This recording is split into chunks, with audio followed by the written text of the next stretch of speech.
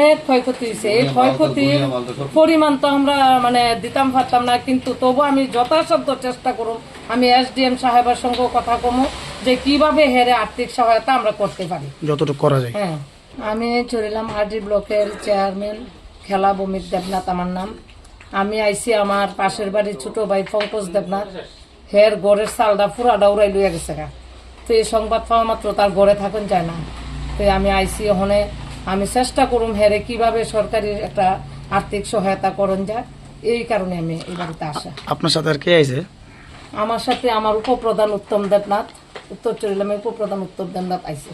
পঙ্কজ দেবনাথ বাড়িটা কোথায়, কোন জায়গাতে? এটা মধ্যপাড়া, একদম NH এর সাথে, জাতীয় সড়কের পাশে। হ্যাঁ।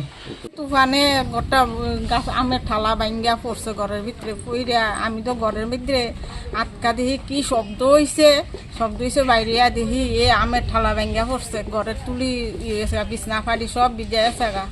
এরপরে দৌড়ে বাইরিয়া এসেরা দেখি এ অবস্থা।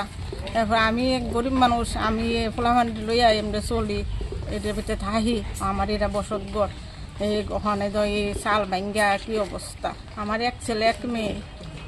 আমি তো মানুষের বাড়িতে কাজ টাজ করি, ওইটা সেরা চলি আর কি কোনো রকমে।